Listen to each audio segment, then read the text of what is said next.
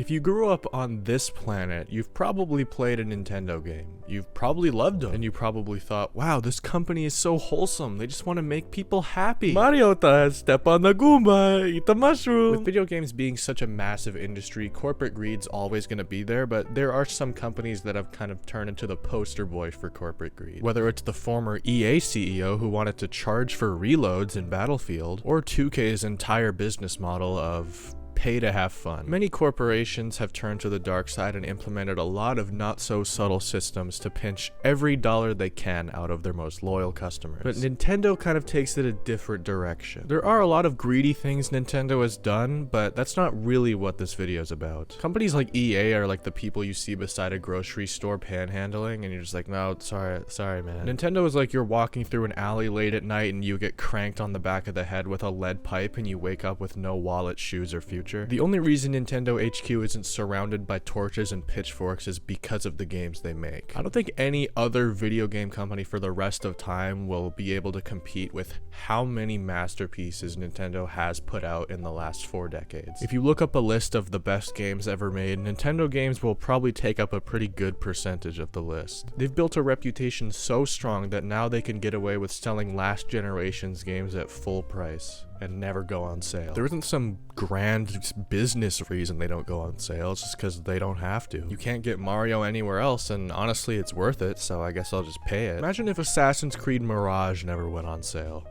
It's just $90 forever. Nobody would buy that, because it's not worth that. Nintendo's the oldest gaming company in history. They started in the 1800s, and based on how they run their business now, I'm pretty sure it's the same CEOs as back then running things. Pretty much every facet of their company is so outdated and just a slap in the face to the consumer. Would you like to play a game we released 10 years ago for the Wii U? That's $80. But hey, maybe another decade and you can get it for 20% off. Just kidding. Alright, well, at least I can play some of their classics on their online membership. You know, the one that doesn't work. Yeah, play some Smash Online with a 3-second input delay. It's a lot of fun. Speaking of Smash Bros, they've had this franchise on a tight leash since 1999. Smash Bros Melee is one of the most fun, intricate, fast-paced games ever made, with one of the biggest competitive scenes for a game ever. Yet Nintendo continues to do everything in their power to not let people enjoy it unless it's the way they imagine while taking a bath. Big tournaments? Canceled. Mods, so we can play the 20-year-old game that you don't even sell anymore. Seize and desist, bitch. FD no items? Alright, but I better not see a single wave dash. It's been over 20 years of trying to convince them that this is something real, or at least something worth allowing, and I'm starting to lose hope. But you see how I mean in that they're not really greedy in any practical sense. It's just shitting on fun, which is like their whole thing. If it's not fun, why bother? On the topic of emulation and preservation though, Nintendo almost hates that as much as putting smiles on faces. Switch emulators? Sure, I guess you're losing out on some sales, that's understandable. But they've also been at war with ROM sites for a while. I guess they can't stomach the idea of someone not legally purchasing Lester the Unlikely for the SNES. I think they realized it's a losing battle though, and we're just like, alright, we'll make our own. It's only $20 a year, and you get some access to amazing titles. Let's see here. Claymate?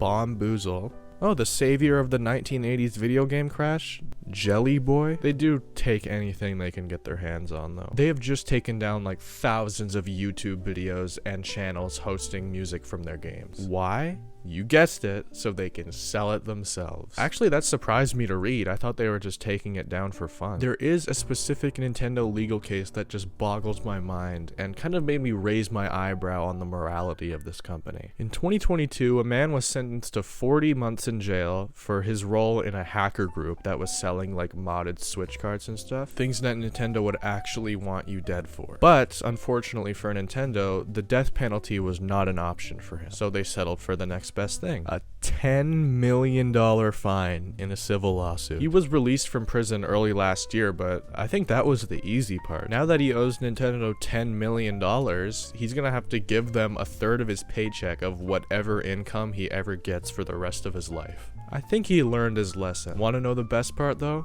His name?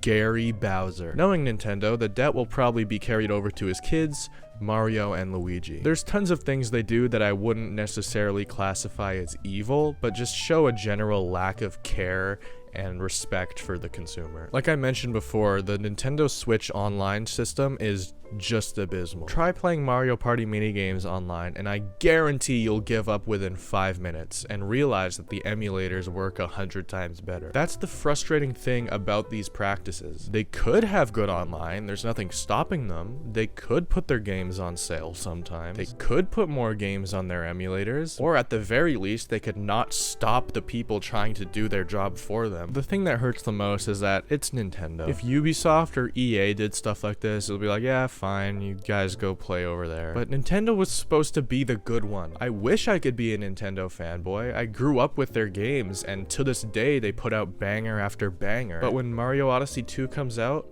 I'm gonna buy it day one. No matter how many times this company zips and just urinates on my face, I can't help but lick it up. I think I've officially lost my marbles, so let's wrap this up. Thank you for watching.